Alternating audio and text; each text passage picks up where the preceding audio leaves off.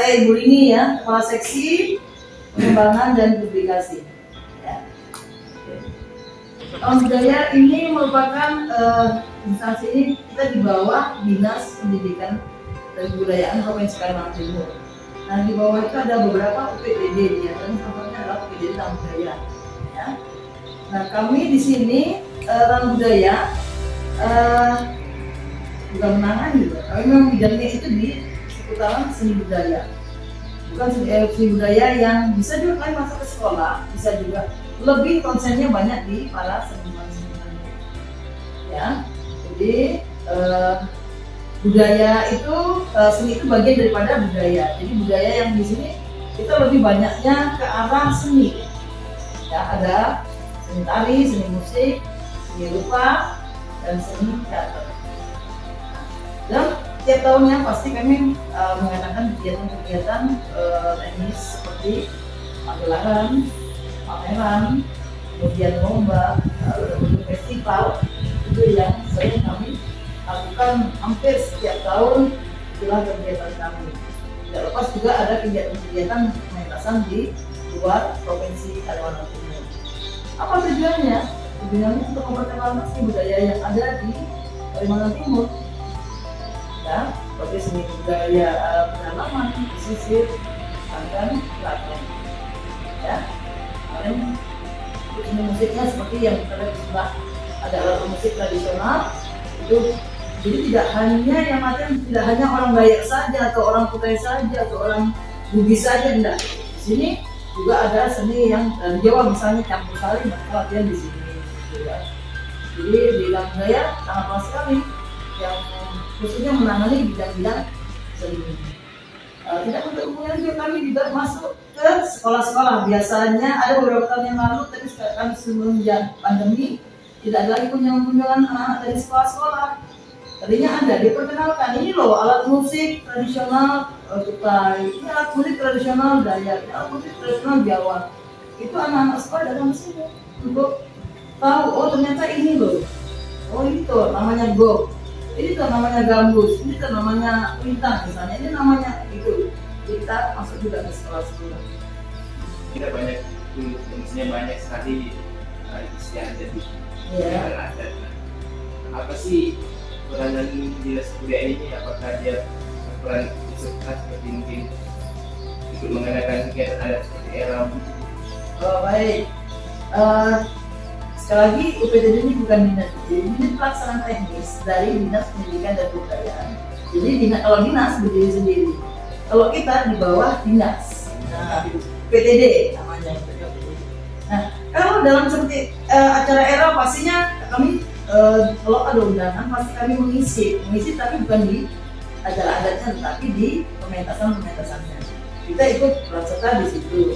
Tapi kalau untuk adat istiadat kami tidak memegang untuk kebudayaan memang kuat sekali di sini. Maksudnya untuk acara adat itu kami sejauh ini belum terlalu masuk ke ranah itu. Lebih diarahkan ke yang bukan kita tidak mencintai yang tradisional. Ada sini ada namanya sisi pelestarian itu ada, tapi untuk memasukkan seperti upacara adat itu belum. Ada pelestarian. Kalau saya di pengembangan dan publikasi, kalau di tempat Pak Ubadi di bawah pelestarian dan pembinaan dan pelestarian. Tapi untuk acara-acara adat belum masuk. Ya. Seni lebih anunya banyaknya di seni.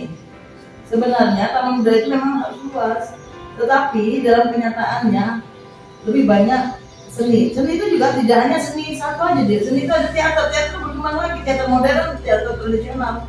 Jadi panjang gitu. Kemudian tari itu tidak hanya tari tradisional saja, ada tari kreasi, ada tari kontemporer, itu kan sudah berkembang. Begitu juga dengan musik, tidak musik tradisional saja, ada musik modern, ya. Terus musiknya bukan musik misalnya gambus saja, ada musik-musik dari pedalaman. Jadi berkembang. Jadi walaupun kita hanya menangani seni, tetapi itu juga cukup luas dan cukup rumit, ya karena mereka ada penggolongan-penggolongannya. Kan ini dari seperti ini lebih fokus ke seni gitu. Iya.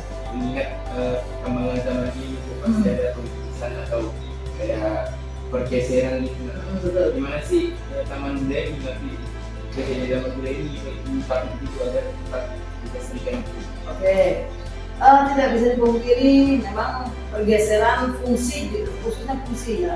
Yang tadinya seni itu seperti saya tadi, rata-rata untuk upacara ritual, orang mau nanam padi pakai tarian dulu, ya. Seperti kita lihat tarian ritual yang ada di Erau. Kalau tidak ditarikan, misalnya Dewa Memana atau yang lain, berlian itu tidak akan melaksanakan upacara tersebut.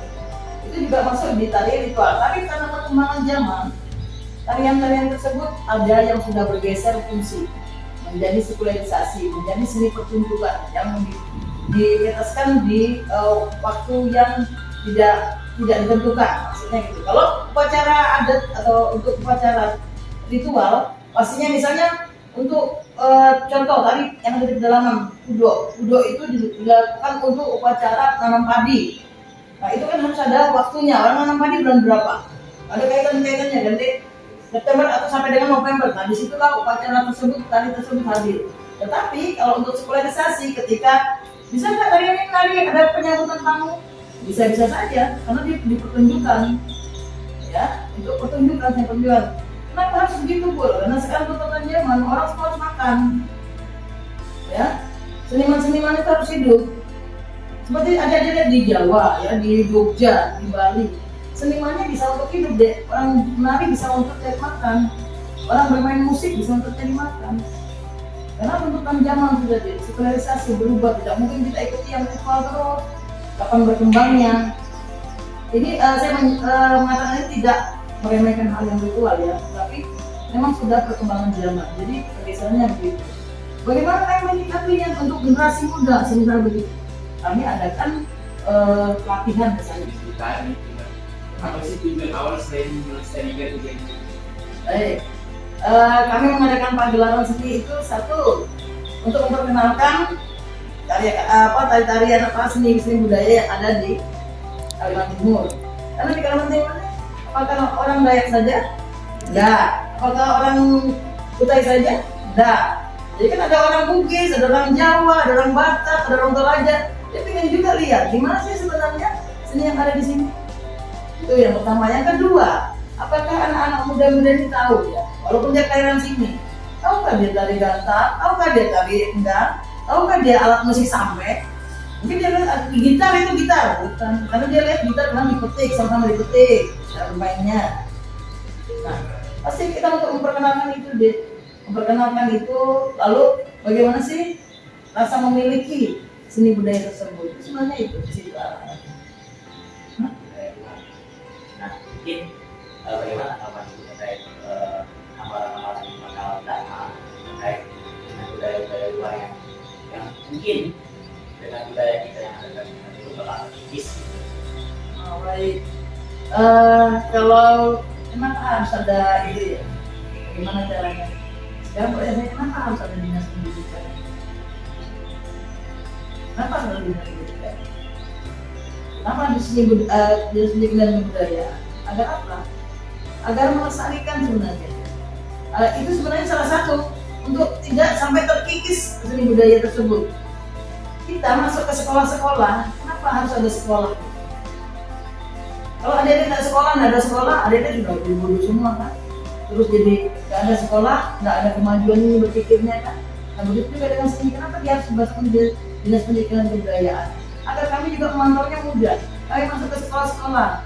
Dari situ deh kita yakin tidak akan terkikis karena ada pelajaran seni budaya kan masuk di situ dan kita tahu setiap tahun pasti ada pergantian anak masuk sekolah sampai kapanpun saya yakin adik-adik tidak akan lupa.